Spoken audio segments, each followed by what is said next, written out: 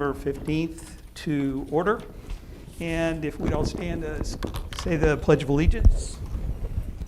I pledge allegiance to the flag of the United States of America and to the republic for which it stands, one nation, under God, indivisible, with liberty and justice for all.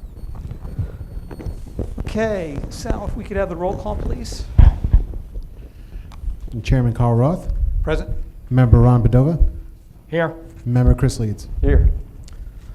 Okay, on the minutes, I had one thing.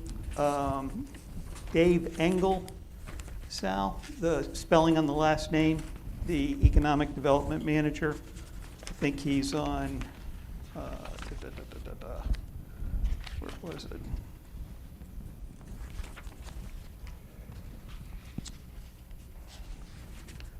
Third page? Yes, at the top of page 3 of 4. It's Engel, E-N-G-E-L. Other than that, I was okay with it. If everybody else was all right, do I have a motion to approve the minutes with that one change? A motion to approve the minutes with the change to the name? I second. All in favor? Aye. Aye.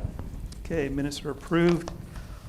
Okay, what I'd like to do is, if the audience has any things that are not on the agenda that they'd like to bring up. The agenda tonight includes discussing the strategy on the restoration and resiliency strategies for the city. Also to talk about what level of PAB involvement preferences that we'd want on city projects like boat ramp and dredging. And finally, the last item was to refine the strategy on waterway safety initiatives. So if it's anything along those lines, let's wait till we get there. But if you have something new or different, I would open it up. Okay. This is just going to be real quick because I do have a lot for everything else. Okay. But regarding outside of that parameter is Florida State Constitution. Your name and address, please. Sorry. Alan Rose, 10221 Hilltop Drive, Newport Richey, Florida. And I always admired you guys, what you do. I currently I'm co-located with the Tampa Port Authority, and I work with them every day, and I see what they do for the county and the advantages that the city of Tampa has because they have the Port Authority. And I know just what you guys can do, even though you're not quite as robust as they are, you have the opportunity to make a difference. What I'm bringing to you is just to make you aware of something you may not be aware of, is that our state, in the Constitution, it mandates that the 32 coastal counties take care of the coast. And that they're each supposed to have, they're not supposed to, they are required to have within their plan a place for coastal management. And it's chapter 4 in Pasco County. And you can go in there and cite and see what they say in there. And they even tell you that they're supposed to be working directly with the city of Port Richey. And they are directed by these mandates all the way from the top down. They're supposed to be doing things for the coast. We all are. And I know we all are trying, but I've been trying for 6 years, pushing that rock up a hill, not seeing anything get done. So if nothing continues to be done, there are resources from a higher authority in the state, within the state, that will come down and say, you're supposed to be doing this. And then usually there's fines or replacement of people and so on and so forth to address these issues. Because I know that you guys have been working hard at it. I have been working hard at it. And that may help. I just recently found this information. You know, through all the research that I do, I found that. And it's in black and white. It's from the state. It's from the county. You guys now have it. It's easy to access online, and you can find the details, and that might help you get through some of these doors that get closed, that shouldn't be.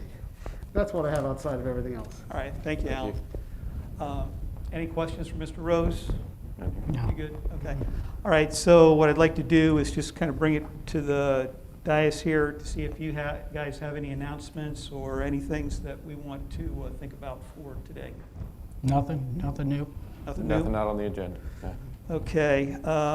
Other than just some follow-up sessions that I had with several folks. Nothing major. Had some follow-on discussions with the county about their initiatives. Had come across some very interesting stuff that was being done in Charlotte Harbor. Had to do certainly with all the challenges down in Charlotte Harbor with the Okeechobee and the waterway and the algae down there. They had a conference in the June timeframe that had a lot of good information on trying to protect the coast, things that they were doing there as far as environmental coast protection activities. One of the things that I found most interesting was having to do with the seagrass, and learned that the SwiftMud does a survey every 2 to 4 years on the seagrass in the district. So the district goes from like Yankeetown on down to Charlotte Harbor and down below there. And in our area, they do a survey every 4 years.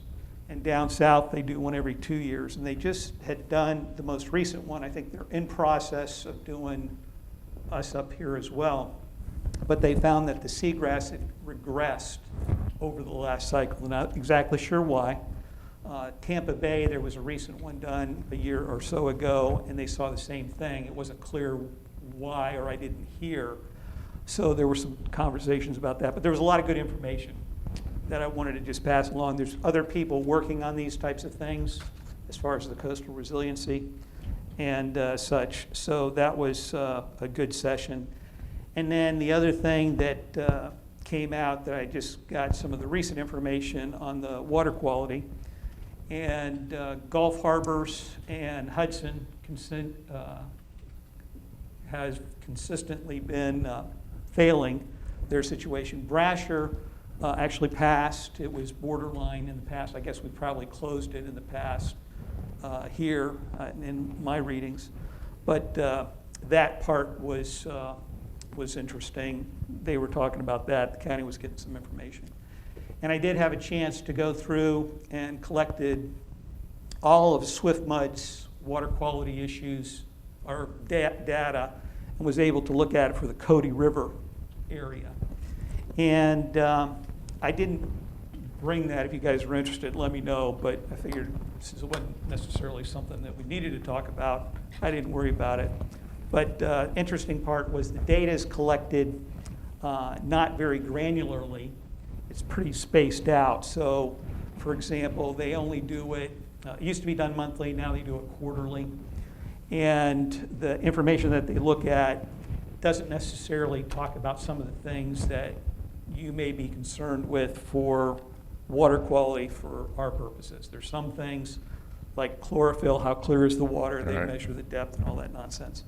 But I did not see any trends in any of the data that I looked at from 1997 to 2019. So it's been pretty stable, at least for what they measure for since It that time? varies. Right. So what you don't know, and the things that talking to the SwiftMud scientist is responsible for it, and he's saying what happens is if you can't correlate it to a weather situation, so say you have a big rainstorm, and you get this big flush of the streets, and you get all of this nonsense coming out. If you don't conduct a test at that time, you won't ever see it. Right. So what's important on a more sophisticated, you want to understand the water quality, you need to do that consistently in a much more granular fashion, and then you can draw some conclusions from that. So, so anyway, that was the other little activity. Do they take the samples the same time of year every time they do it? Because there's a big Yes. difference from water quality in the middle of winter to in the middle of summer. Yes. Matter of fact, the data that they had, the newest data, because it's not done monthly, they would specifically say spring, winter, summer, fall, okay? The previous ones were done every month. So they have the time and all of that stuff. So if you looked and you saw a particular spike and you were curious about that on a particular deal, you could go back and say, well, what was the weather? Was there something happening there? Okay. But again, I did not take that exercise. I just went to see, hey, am I seeing any trends? And then I just said, okay. Okay. So again, if you're interested, let me know. I'll route it out to you. So that's all I had. So if there's nothing else, at least from us here, we'll go into the agenda. And since I was going to say, do we want to Chief flip it? and joined and such, why don't we move item 4 up? Yep. So we can have that conversation. And just for you guys' benefit, we run a little looser here than City Council. So the main thing is just to give everybody a chance to kind of put your 2 cents worth in, and then what we try to do is figure out things as much as we can during the session, then come back and pull it together and then review it next cycle. So, so don't be shy is the main Right. thing. So where we had left things here is that we had the areas that we had talked to City Council on, which was putting a framework together around the safety initiative. What does that look like? What does it mean? All of that kind of good stuff. Then, at least from our earlier sessions, we know from the Coast Guard Auxiliary, which primarily does the training for recreational boaters, they have gaggles of information. We just have to decide what we would like on that front. And we've had those sessions, so they're queued up. And actually, we were fortunate because the St. Pete sector, one of the individuals at the Hudson district or flotilla is responsible for all training that they provide here. So they're queued up. We just have to say, what do we want? All right. So the other thing is that we did reach out to Pasco County, the DMV, and they are willing to provide us information on boaters and who we could send information to. They are also willing to consider a mailing. They have a weight limitation, but what we could do is probably work with them if we had something that we wanted to send out, maybe a particular flyer, a slip sheet, we could coordinate there, and they'd be willing to consider a direct mailing to all the boaters within Pasco County. And let's see, the other thing was that we found that was doing some broader look is if you go to Nix Park or any of the launch areas here in the county, there's really no information on safety zones or anything anywhere. Whether you go to a county launch at Anclote or Hudson, or you put in at Nix or at Sims, there's no information to a boater launching there that may be a newbie that says that, hey, there's a safety zone that goes from point A to point B, and from point C to point D, it's something different. So the county is willing to entertain through Parks or Rec or maybe another group as far as potentially doing something, but the thought was if we could get some harmony between all the governmental entities, that would be a good thing. And then something we talked about even at the last meeting was outreach to the commercial captains and that side to get them on board as far as operating disciplines, as well as the charter companies that I think those of us that live on the river, we see on a regular basis that they may not be educated, even though they're obligated to do that.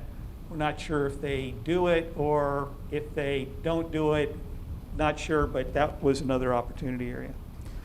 So, and then lastly, the thing that we had talked about is the potential, what kind of resources the police department needs around the water side of the equation, and how do we go about trying to generate those. So those were, in a nutshell, the recommendations that we made to council, and we were looking to take the next step with that, and we really want to participate with you guys in the department. So, if there's anything else that I left out, You left, Nope, that's it. left anything out. I just think that, you know, we've got asked, and I know the council has asked of the police department, you know, around boater safety and patrols and all that.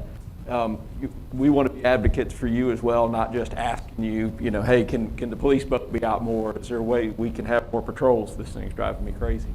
You know, is there a way we can be an advocate for you and help get resources, help accomplish what we all want to see done? So the other thing that I noticed here in the last week, we have had a regular occurrence of high-speed ingress into the river by usually single vessel operators, but no ifs or buts, regardless of weather, just wide open throttle going upriver.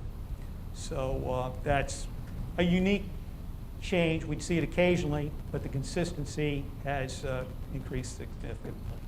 So I hear this from my wife, so I have to pass it along. So with that, I would invite you gents, if there's anything that you'd like to contribute, or thoughts or ideas or anything on that front.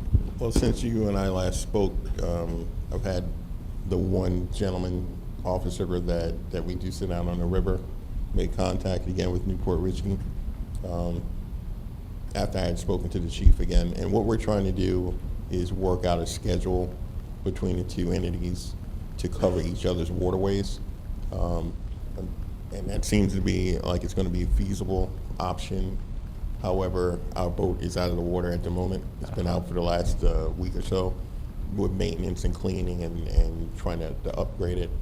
We're also, as you know, from the city council meeting, trying to obtain a new boat, more suitable for the purposes that we need it for. So we're in the process of doing some research for that. But as I told Mr. Roth, that we're down 2 officers now, and the one that we did lose to Pasco County Sheriff's Office happened to be the only one that's a certified captain. Mm-hmm. So, and right now the courses aren't available for the law enforcement captain's course, because it's different from a commercial captain's course. It's more specific for the law enforcement, and those classes aren't available right now because of COVID. Nice. So we're looking to send at least 2 to the next class when they're available. So it's a little bit of an issue right now as far as manpower, but working with Newport Richey, we should be able to get a little bit more coverage. But as soon as we get the boat back in the water.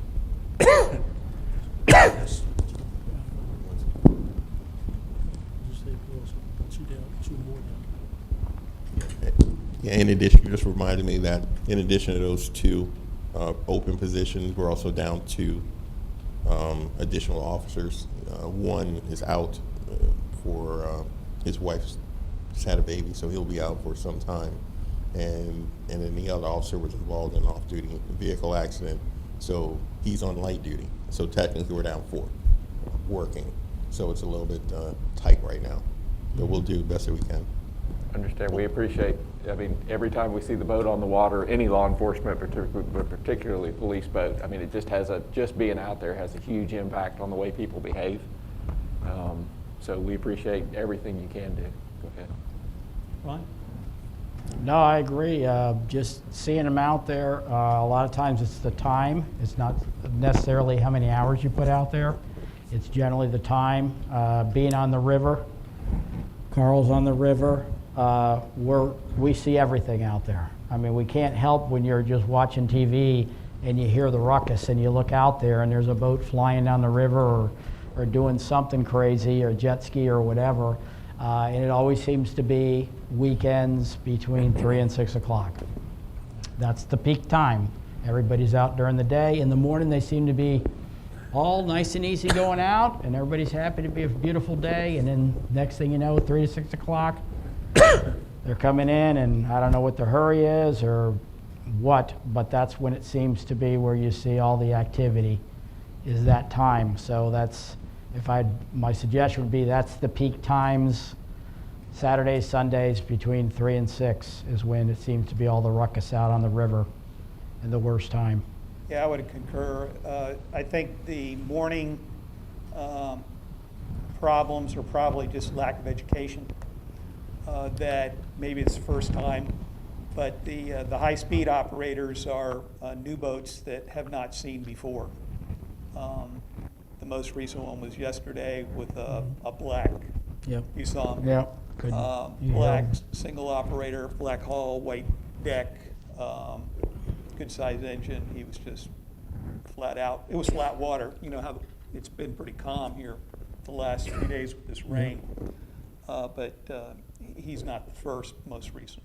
And I could say over the years being there, I've been there 22 years on the river there. This year seemed to be the worst, and I think it's because of COVID. A lot of people bought a water vehicle, and they're new boaters or new jet skiers, and they just don't understand. I mean, you could just see them as they come by. They're totally lost. They can't even find the channel going out. They keep running on the sandbar over by American Marine. So because there's such a lack of education, I think that would help a lot of it. And then other people they just don't see anybody out there, so they just figure they can do whatever they want. I received a email yesterday from the county from a resident, perhaps, that they were asking about, are there any lights on the Pythla-Chascoti River from Nix Park? They go out, they can't, lights in the channel. They can't, it's so dark out there, whatnot. So I didn't ask for any context. It's better not to ask some questions. But I replied that the channel is indeed lighted from Nix, the turning basin, all the way out to the extent of the channel. And the last I had been out, all the channel markers were operational. I haven't seen any that are out. Yeah. So that is something that I just explained to the county representative that they could pass along to the individual. But the way the email was written basically begged of lack of knowledge about boating, so even fundamental. So that was one of the things that, you know, there's very few rules as it relates to boats, but the one that I've always been passionate about is safe speed.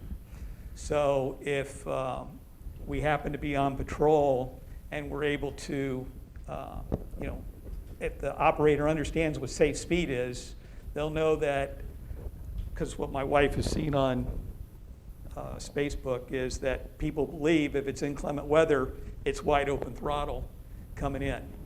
And that there's nothing about the rules that say that that's legitimate. So that fundamental lack of knowledge is what we believe will need to be addressed given the increase in number of boaters.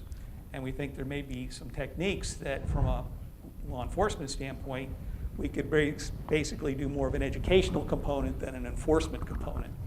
And it could be as simple as, hey, if you can dock your boat at idle speed, I'll agree that that's idle speed. If you run up to that concrete piling at what you're showing as idle speed, you probably won't do that. Yeah. So, you know, simple things like that, but you don't have to get out. And, those are some of the things that I had seen. I guess the fundamental thing that I wanted to know is, what can we do? I mean, we're here for law enforcement, regulatory aspects on the river are one of our key charges. So we view you guys as really being the key to that. So what we want to do is make sure, what do you need? And we've got to get back with, I feel obligated that we have to get back with council to say, here's what we're going to do, or this is what we would like to do. And at least start the process of getting them in tune. And I know we've gone through the budget cycle, all right, but as you know, there's more to it than just the budget process. So, like in the comp plan, it says we need to have a police boat, all right? We need to be on the water. So those are things that we should be continuing to play with council and the city manager as far as getting you guys the resources that you need. So my question is, what do you need? What can we do?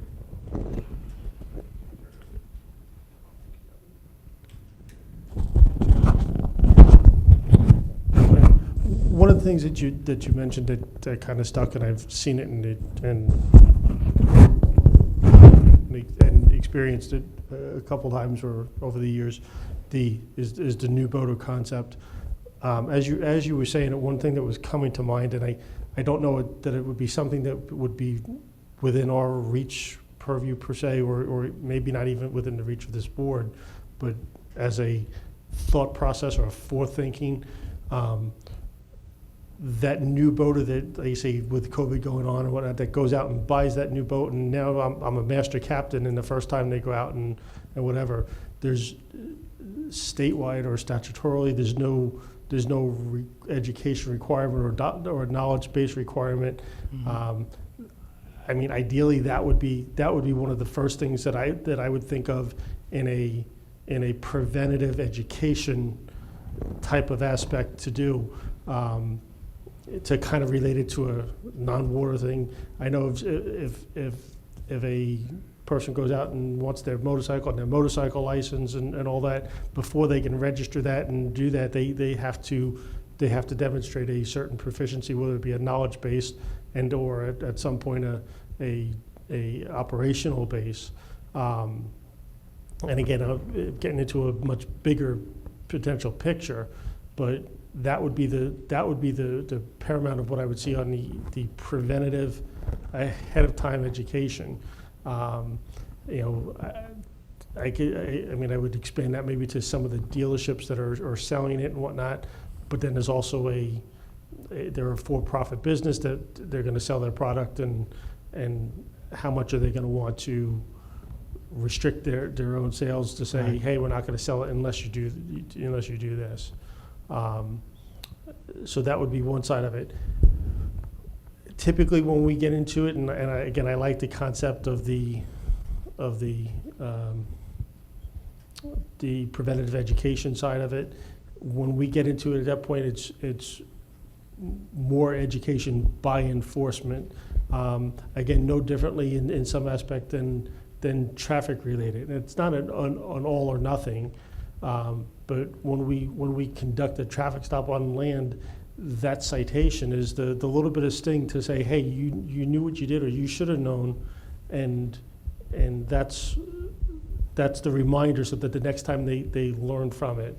And I know the boating community, and again, I know a couple of you gentlemen for years, and it's a different world, and we try to be more amiable out there than we are on land, because it's not as densely populated with vessels as it is with vehicles, and it's a different mindset and a different community, and we get that and try to go with that.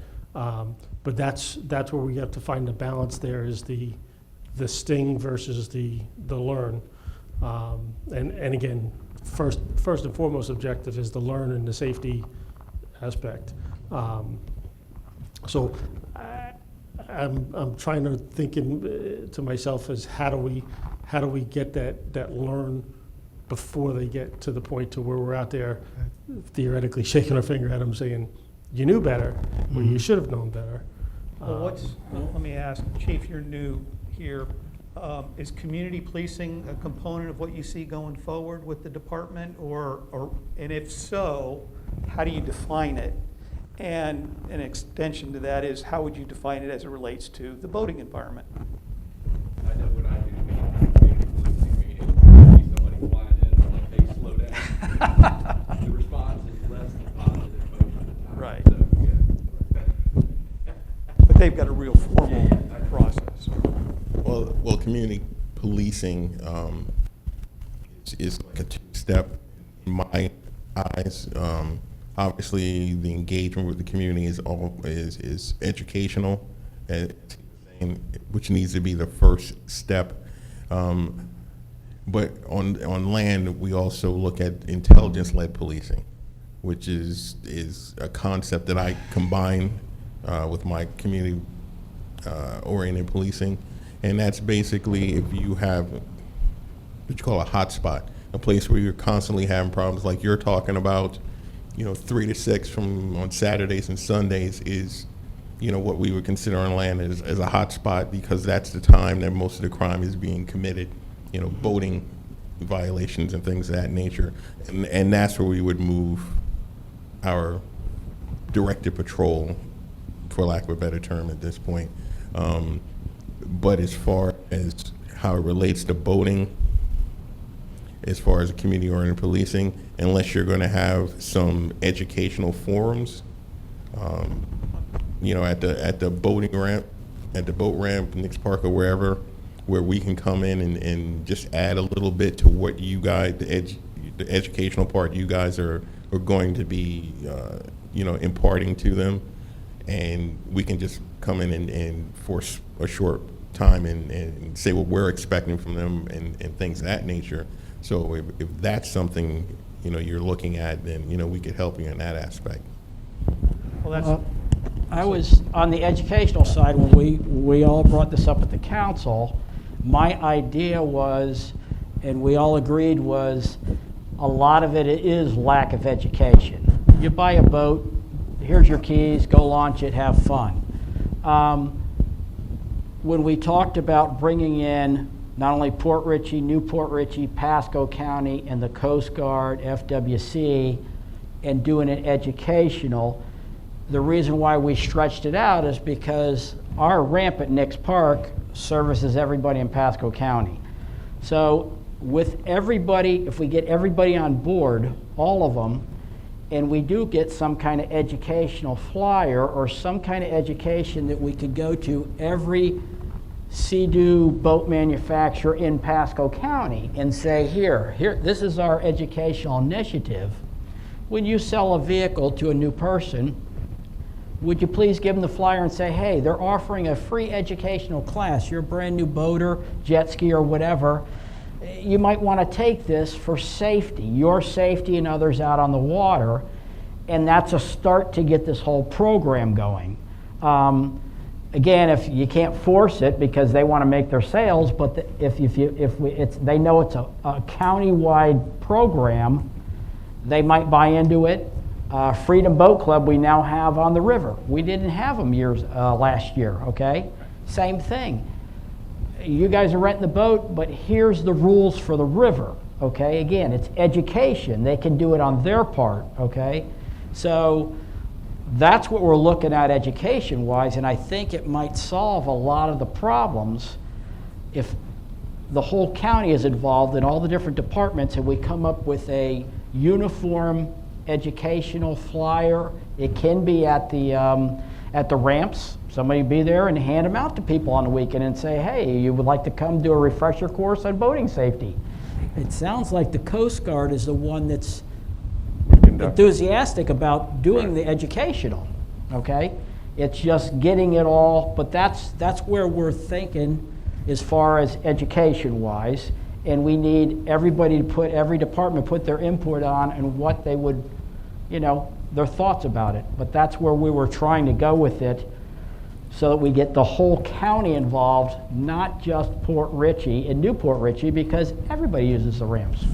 right. And if I may, I'll walk you down the road of a situational aspect that I personally had this maybe a year and a half, 2 years ago, maybe a little bit longer. That kind of wraps all of what we've talked about this evening into one instance. Was out at Nix Park. Fortunately, it was a latter part of the afternoon, evening. It wasn't the typical chaos that Nix Park can be. Older couple, not up there, but an older couple with their adult children arrived with their nice shiny new boat on the trailer and went to back it in, and they were going. And after standing there for a couple minutes and watching and whatnot, it became evident very quickly that they were very new, because they had quite difficulty in just backing up the trailer. So again, the community policing mindset came into play. So I went over, stopped, talked to them, and of course they're getting frustrated and arguing back and forth, which at a busy ramp time would lead into other people getting frustrated, and then the other matters coming up that we would then have to address and deal with and whatnot. So I was able to, fortunately it was quiet enough, I was able to have that conversation with them, establish in fact that they had just, I believe that day, purchased the boat, and this was their first voyage going out and whatnot. Had no prior training, no prior knowledge of the of the waters. And again, to side note, I've been running the river here long enough that I know that the Gulf is a very unique creature. She'll be nice and calm one minute, and she'll be wanting to swallow you into the seas in the next. So it took that opportunity to convey that to them and explain to them a little bit about the river and some of the hazards that are on outlying areas and all that. And then my very next suggestion to them would be, if you're going to be an avid boater, to then explore Coast Guard Auxiliary, or I don't even know if they're still in existence, but the Power Squadron, I believe at one time was nearby, and they both have very good, excellent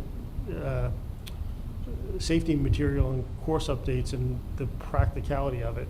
So in a case like that, and that's something that most all of us do while on the road, is going through Nick's Park, especially on the weekends and the holidays when you do have that elevated vessel pedestrian traffic throughout the park, and tensions get high and all that. We try to show an extra presence in there and not only stabilize potential hostile situations before they get there, but give that little bit of extra education. And again, if there was a material handout or something like that to where we could deliver that, I don't see anybody would have an issue with distributing that information. As far as putting it out there to be collected independently from the people, I would have to determine where and who would maintain that and whatnot, but that's Right. potentially something that could be done as well. But again, it's there. And the other side to it is we have a few people that are boating minded, but we also have several that are those very ones that have never been on Right. the water a day in their lives themselves. So it's a little bit difficult for them to now give too detailed of guidance to somebody that is going on the water when they don't have that themselves. But that's again where the Coast Guard Auxiliary or that other training would be. Here's some information. If you're going to be doing this, you might want to go and look at it. Yep. So that was basically where we're coming from, because I don't even know if there is anywhere you can go to get boating safety right now. If I was to go to a boat dealer, buy a boat and say, hey, where's a class where I go train? I don't know in Pasco County, this area, if there even is one. So that's there's why the- I think teaming up with Pasco County and all the law enforcement in the area and putting together something with the Coast Guard and going to dealers, going to all these places and saying, here, send them to here. Let them, it's voluntary. Let them go here and learn about it. Hopefully, the education part will take care of a lot of problems on the river. And I agree with you. I think that would be an excellent thing to do. And I'll tell you myself, I did the Power Squadrons course back in mid-90s, something give or take. And to this day, I still say it was one heck of an excellent course. Absolutely. And I still reference material today that I learned in that course. So I absolutely encourage people to go and do that. I think where the hurdle is that we all face when doing that is the old proverbial adage: lead a horse to water, but you can't make them drink. We can provide the opportunity and have the setting there, but how do we make them take the course? How do we make them absorb that? Versus, oh, it's just like driving a car. I can jump in and go do it right now, until they're out there, until that sea churns up, until that anchor road is not long enough, and until. And that's the biggest hurdle I think that we have is the question of how do we get it through to them to go do it. Right. Well, is that something that you guys at a session would like to try to put something together that would be usable? You mean as far as a course or As far as materials, information that say, because where Ron was going was, say a 20-minute briefing was done at the ramp on a Saturday morning at 9 o'clock. Yeah, I mean, honestly, what I would say there would be if you've got people from Coast Guard Auxiliary that's willing to do that, I think that would be the excellent way. And the best part about that is that they have that material in hand. knowing the U.S. Coast Guard, I'm quite confident that they have people in place doing that training that are well qualified to do that and conveying that information properly, and that the material itself has been thoroughly vetted to discount any liabilities or anything like that, and to do that. So if you can get people to go and whether it be a 20-minute briefing or the full course, I mean, I think any of it is all beneficial. Right. Well, it's just a matter of whether, not sure what kind of outreach you wanted in the community. It was an opportunity. If you feel more comfortable that, like Coast Guard Auxiliary delivered the message and you were there to show the flag, one approach. If you'd like to be front and center to deliver the message for our community, that's another approach. So just wanted to make sure, kind of reading. The other thing that we would need help with is one of the ideas was, for instance, Nick's Park. As you go to back in your trailer and you're coming from everywhere in Pasco County and you're a new boater, jet ski, whatever, Port Richey would have a sign there that basically said, no wake zone from marker so-and-so to this one, then renew, then safe operating speed from there. That's something that Port Richey would have at their ramp, okay? Flyers are gonna be basic information. Nick's Park would be Port Richey's information that you would want to put on there to say, okay, you're launching in Port Richey, here's how you get out our river, and here's the no speed, no wake zones, here it is, okay? Because the ones that don't want to go to a class, or you could have the Coast Guard there, or they'd be handing out, I know they used to do safety checks on your boat. I haven't seen them doing that for years, but they used to be in there, and as you're waiting to launch your boat, they do a safety check and they give you a sticker, okay? That's great if they'd start doing that again and also give out educational flyers, but it's still not going to tell that new boater that once you launch the boat from this channel marker to that one out there, it's idle speed only, okay?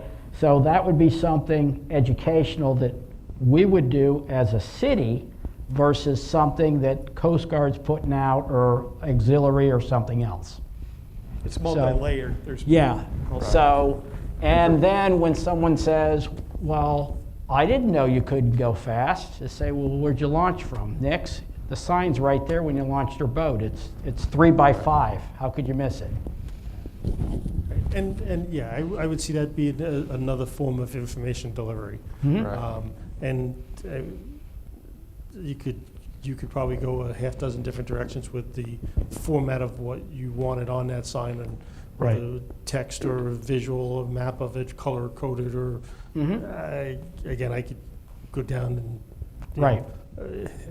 7 Waves from Sunday, but again, I think that's just information delivery, and I wouldn't see an issue with that. I don't believe, and I would have to defer on it for certain, but I don't believe there's as big of issue with putting signage on the shoreline Yeah. as there is In the water. In the water, right, That's, right. that's its own animal. Yeah. itself, Yeah, as you yeah, well this know. would be just as you start to back down where everybody uses the Top of the ramp, it'd be right there. You have to go by it. Right, right, and I think that's something that you could probably explore and, see what you would want on that sign and what kind of formatting and whatnot. But again, that's information delivery is the same thing, just like the having the Coast Guard Auxiliary do the training. And to kind of echo on what you mentioned earlier, my suggestion would be, off the top of my head, in just that, I think it would be a better course to have the trainers from Coast Guard Auxiliary do it, because it's a vetted national U.S. Coast Guard accepted curriculum that they're going off of. This way, if for nothing else, from a liability aspect, this way nobody can can make that assertion that material given was contrary to what is the standard, because that's coming essentially from and through the United States Coast Guard, who is the Well, authority. The other part that we wanted to do, given various levels of experience of law enforcement on the water, it gives everybody an ability to come up to speed, knowing exactly. So, for example, you know, being on the water for quite a while, even what is idle speed? Okay, when Right. you look, how do you know? So being able to provide those techniques to a new enforcement officer could be very valuable. So having consistency in that is beneficial. So, okay, Chris, I've been a little quiet. Can I give you guys 2 cents on that? Sure. Sure. It's very good, excellent conversation. 2 things I would add on your signage, beautiful idea, I've seen it work really well. Where you would post your information, have a snapshot next to it each week. You could change it, make it a flipper. And what are you gonna put up there? NAV rules. This week, we're gonna highlight NAV rule 3. Next week, NAV rule 9. Make people think. And then on the bottom of it, remind people, take a look at your Coast Pilot. Find out what page on the Coast Pilot you are. Look at Coast Pilot, page such and such. Then they'll go in and they'll see all about specialties of our city and our waterways. That'll get them really thinking, safe navigation, safe waterways. That's my 2 cents. Okay. Chief, I would ask one other thing on the, since we brought up signs. Did you get the burden of the waterway signs from the previous chief, or do you know where that stands as far as responsibilities on that? So where I'm coming from is damaged signs need to be reported to the state within 30 days and then replaced. And since you're new, I didn't know if you'd gotten that, but I believe the old chief had the responsibility on that from the city manager. So I just begged the question, since we were talking about signs. And if you're referring to, like, for example, the last time that we did the regulatory the signs. replacing of them and Not all that replacing, maintenance. maintenance, well, I think it's somewhat hand in hand in some degree. Maybe not complete replacement, but if it's to the point to where it's no longer serviceable and unreadable and things like that, it needs to be replaced. I was part of the, I guess you call it the mass inspection before they did the replacement the last time. Yes. I don't know that has been assigned per se in that sediment. I know when we do go out, we try to be mindful and essentially do an inspection of them every time we pass it. If there's something that is gleaning and needs immediate attention, that we'll address it.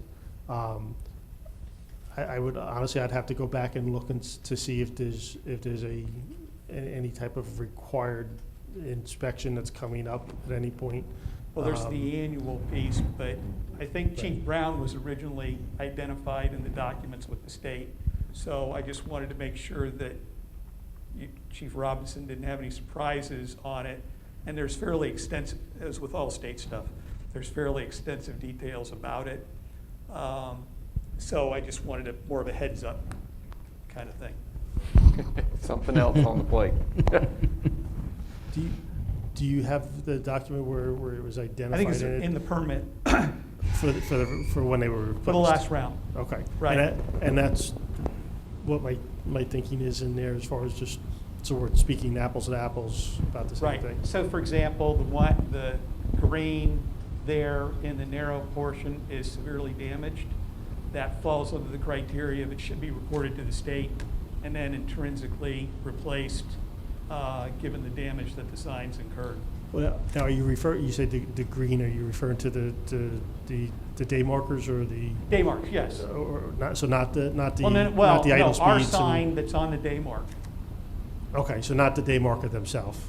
Well, not the day mark, it's the I-beam structure is not damaged, it's our sign, city sign, That's that's affixed on to. there. The Okay. one that is upstream has been struck by some object and severely damaged. So that's on like 31. Is it the New Egg sign? Yeah. Yeah. Yeah. Yeah. So that type of thing is, there's an obligation that you get by being with the city for that. So I didn't know where the burden fell. I just wanted to make sure you were aware if you weren't, just so you don't get any surprises. One last question with the, I know the course for law enforcement officers that are going to operate on the water, that's on hold because of COVID, along with so many other things. Do you have enough officers that want to take the course? Yes, I'm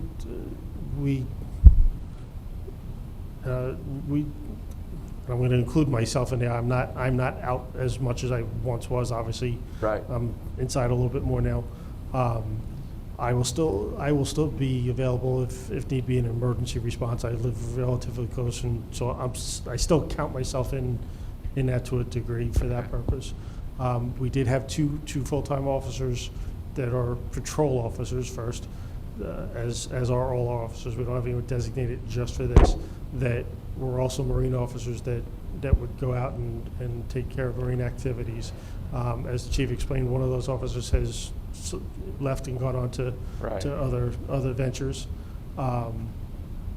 So we still have the other officer, and there's at least two other officers that have, as of recent, I take it back, 3 that have, as of recent, expressed interest in it. And I can tell you, I know one of them has kind of been leaning that way for a while. And on a couple occasions where I personally have gone out, I've brought him with me and kind of start familiarization and see how he is and see how he handles, and to get a feel for him being out there, and had not any concerns with doing that. I believe he's also taken some initiative to do one of the online courses, at least anyway, to kind of further that and get in that direction. The other course that the chief is talking about is, and it's something that I hadn't even gone to at one point. I kind of more or less learned on the job over the years of doing it. But that's more of a patrol function operation course. It does a lot more handling and things of that nature, which will be good for them to do.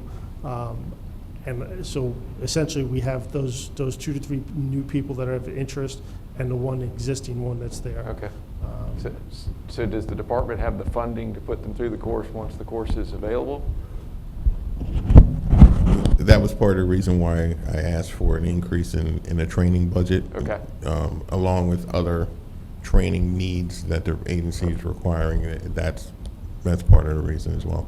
Perfect. Thank you. Good. Okay. All right. Any more questions for the chief captain? Nope. Any more thoughts or input from, so? Oh, I do have one. Okay. So you had mentioned earlier if there was some type of licensing or online, education required for boaters. There is for anybody that's 32 years old or under, and there's 50 different exclusions, right? If you've got somebody on the boat that's licensed to operate, then you can be operating it. I think you've got 90 days after you buy a brand new boat before you have to go take the course. So somebody can go buy a jet ski and put it in the water and act like a nut for 3 months, and they're within the requirements. But that is there. I made my kids take the course if they wanted to take anything out, right? They're the only people I know that have actually taken that course. So. Well, you now know one more because I did it myself. Yeah. as well. You refer to the bobber card, Right? The mail off and whatever. And great concept, but it's open book. You do it online and you send the test in, and then they send you back the card. Right. Great concept. They know how to read a channel marker and what they're supposed. They're supposed to have a signaling device and a PFD and all that good stuff. I would love to see that incorporated into a stamp on your driver's license to be able to operate.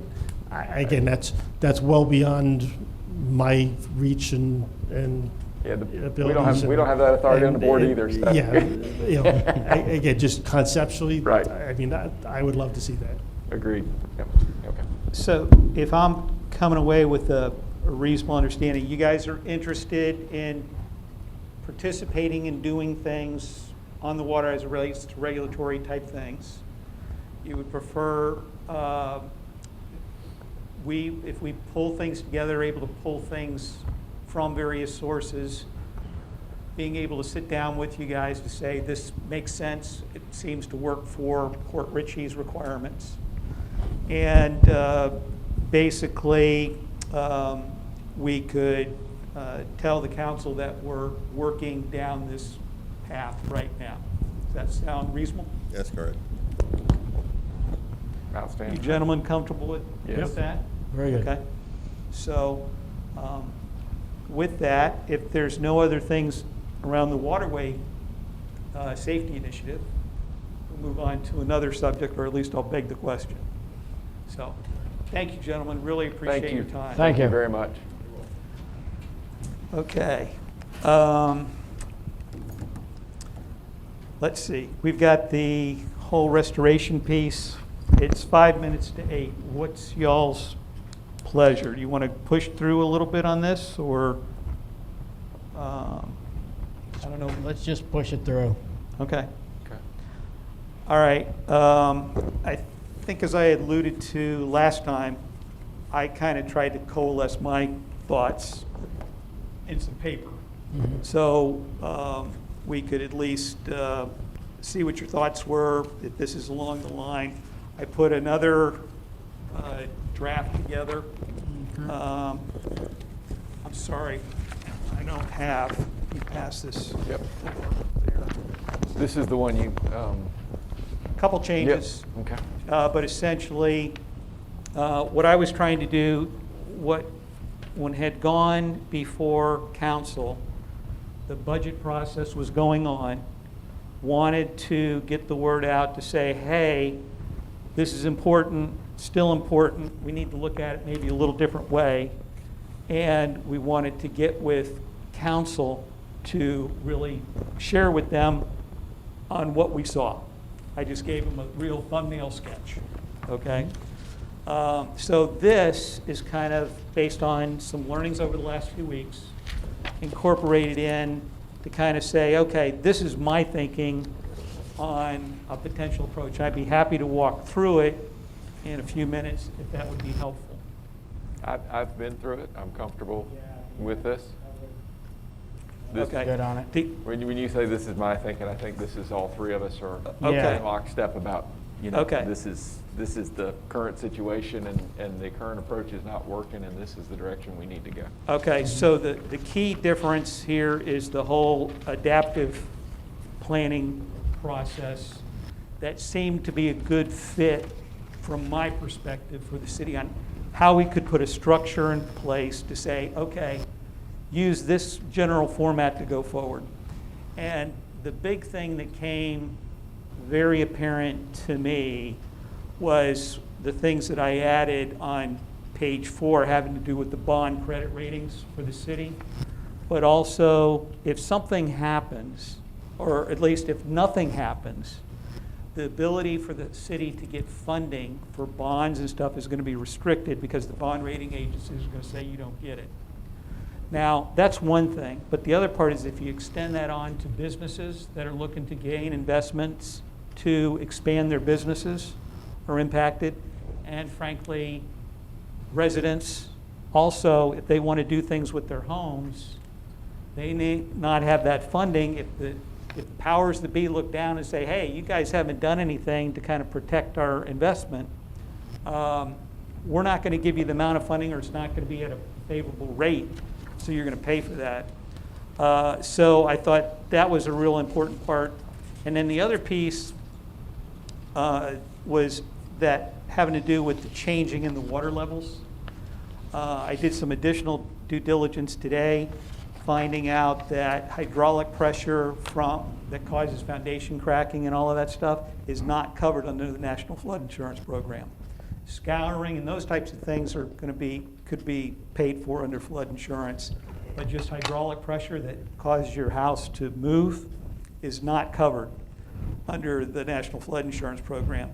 But the other thing that I was intending to show here is if you look at the south side of the river, Sunset, Monty, you know pretty well, all the water that they get down there.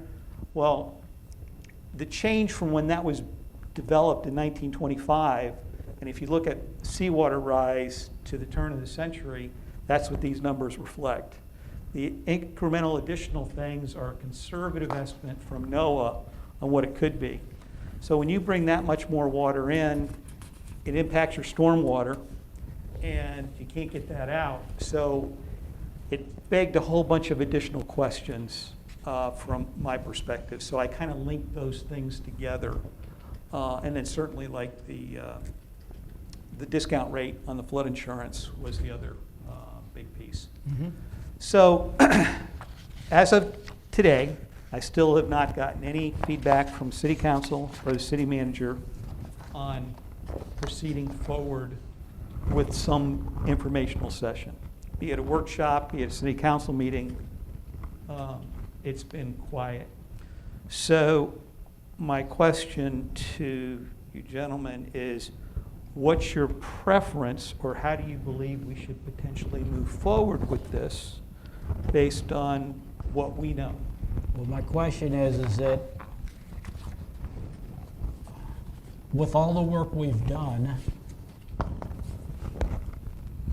I can't see pushing forward if we can't get them to even get interested in the stuff we started with.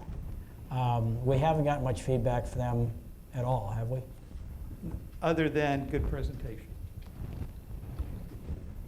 I mean, how much information are we going to give them before they start to say, okay, we're going to start this, this, and this? I mean, you've got your recommendations right there. Yeah. They have your recommendations from before.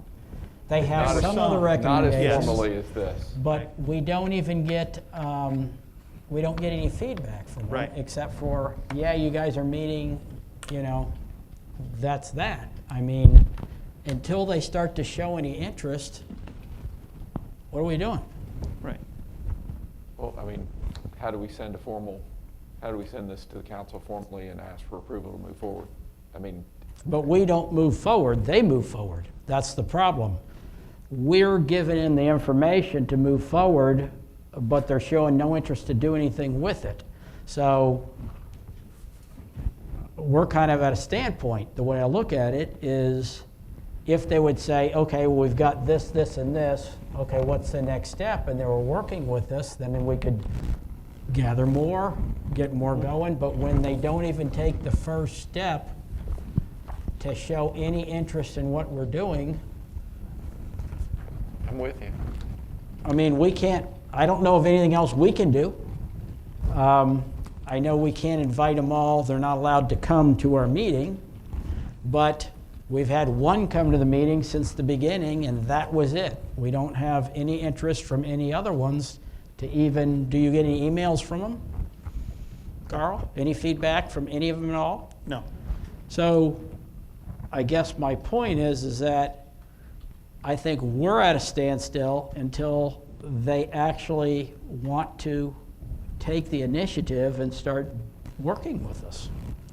Sir, Chris? How do we force the hand? I mean, I've been on this council for years and years and years, Right. and And we don't it wanna- seems and we like don't wanna this keep is spinning what our wheels, always right. happens is we get something going, a plan going, we send it to the council, and nothing happens. Right. Well, and that's why, at least from my standpoint, just take a pause, Alan, just for a sec.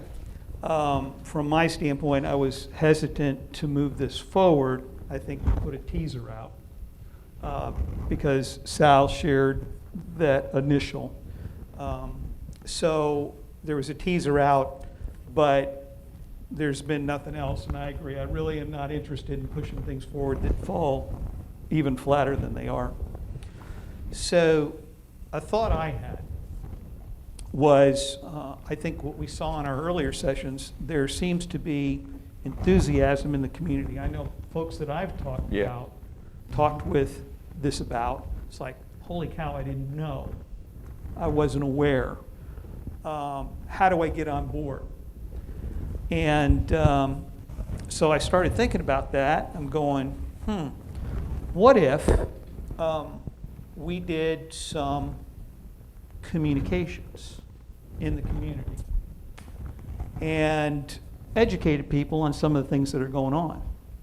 And then the feedback starts coming back to council to say, hey, this is happening out here. What are you doing? What are you doing? All right. I've had some conversations with folks in the business community that are interested in getting on board. And if we could get businesses on board that said, hey, this is important to us, then I think the council may listen. Okay? So a thought I had was to do some outreach to businesses, some of the other boards, like the planning and zoning boards, know some of the players there, offer to come in and share what we've learned to get out the word to more people and see what people's interest is. If there's no interest, I think one of the problems right now is because we can't have open meetings, we don't get the public, we can't have the public to come in, and if we had this room stacked with people going over what we've got here, that would be the initiative to push the council. yes. But because of that's not allowed, you could go to a board of planning and zoning is what, 4 people, 5 people? It's more than that. It's, quorum is 5, but they have 5. 2 alternates on the board. Okay. You can try, but I know most of them are on the board, have been here since I've been here, and some of them, I think, have been on planning or have been on port. And the problem that I see, and I didn't think it was going to happen with this council, is it's the same thing that's happened every time we've done something on this council. We go out, we do the work, we get an agenda, we send it to them, and they just don't do anything. In this, what was I figured they'd be involved with is because it has to do with the county too. It's not just Port Richey and the old dredging where are we getting the money and how is Port Richey going to do it. This is a countywide project that it involves stormwater drains, Right. your flood insurance. I mean, it affects, and if the county, from what I understand, if the county's involved in it and excited about it, okay, why wouldn't our council want to work with the county to do any of this? With demonstrated example of another community that's doing this with funding from all different sources, right? This is not a get the taxpayers in Port Richey on the water to pay for dredging, right? Right. Which is a non-starter. It's a shame the gentleman who did the presentation on Crystal River couldn't do the presentation at a council meeting. Well, Maybe then they would see what this is all about, because I think that opened my eyes about what all this was about. Right. Before that, we're just talking about dredging and permits expiring and where we're going to get the money. well, we've When we shared saw those that- presentations with the council, right? So it's How not could as they impactful not see now the whole picture? I don't get it. So my point is that, I don't know. I mean, how are you going to get a council to be involved in something when they've got it all? They just won't, they don't want to do anything. Right. Well, to your point, outreach into the community, if we're restricted by that, can we request time on the council agenda and invite people that we know are like-minded? But that there's only support so this? many people allowed to go to the council. That's a problem You with can't get a COVID. mass You can't get a in. mass in here to fill the room for the people to say, this is what we're interested in, this is what we'd like to pursue. And that's part of the Right reason. now, we can't do it. And that's part of the reason why I said, or suggested, maybe we go through more of an outreach program to, I don't know when things are going to change. Right. As far as the limits and stuff. But in this time, to potentially share the knowledge that we have on a broader audience. And even if it's one-on-one, you know, you pick 5 people this week and I'll pick 5, I don't know. I'm just Right. saying, if we, for now, I don't see the virtue of forcing this in front of the council, because if they're not receptive to listening to it, it's going to fall on deaf ears. Right. And there's no Right. game to play. Right. Right. So, And if that doesn't work, I guess the only thing is to just, as a council, we just hold off and wait until COVID's over where we can pack the room right, and get people interested to put pressure on the council to either go one way or the other. right. Well, everybody that's talked to me about this, I haven't had one person that says, I think that's too big, I don't like Yep. the idea, that's the wrong path. Everybody said, how can I help? What do we need to Right. do to get this moving? That's the same feedback I've Right. got. What can I do? Right. So, Alan, you had something? Yes. Give us a Actually, pause. I didn't expect to have these talks. Thank you. May I help? So next time, if you have something handed out, I need a copy. I'm sorry. You have one? So, that's just something that I discovered recently. And it'll help you can help you push the rock up the hill. And your intergovernmental cooperative ideas, they need to work. It's in the county has it. The city should have the same thing because they are coastal. You may not be right out in the Gulf of Mexico, but you're coastal. Right. And there's a lot in there that I just recently discovered that I'll send you a little thing when I figured it all out. Okay. I've been looking at it, and I know I've been in your position, trying to make a difference because it needs to happen. And how to get it to happen, it seems like the money goes inland. We got all this stuff that's supposed to be coming to coast, but for some reason, it's inland. And yet, we have direction from the state, we have direction from the county itself. There's supposed to be Thank you, funding sir. for our coast, and it hasn't happened. Right. So that's why I thought I'd give you that. It's All right. just something I Thank came you. across, and I have a lot more, but I'm not gonna, it's not my, I'm a guest, and I appreciate you letting me bring it to you. Thank you. Thank you. And I do work social media, trying to get the information out. All right, so if I'm understanding, let's stand down now as far as moving this forward into the city unless we hear if they, we put it on their plate to the council members and the city manager about potentially doing this pitch. To me, it's going to be about 30 minutes, so it's not necessarily appropriate at a council meeting because it takes such a long window. Right. So they've got options, but the ball is in their court. What if you requested to go in front of council at their next meeting? Can you give them all a copy of this and just on public record say, this is what the board has come up with? You all have a copy. Could you please get back with me for the next meeting and let us know the direction of what you want to go? And then it's, at least it's in public meeting that they've got the initiative. I'll do whatever you guys I want to mean, do do. you think that would help? Because you're talking about getting out to the public. A lot of people watch the city meeting online, okay? You can say where you're from, get your 3 minutes and say, I've got the coastal estuary restoration, the whole project.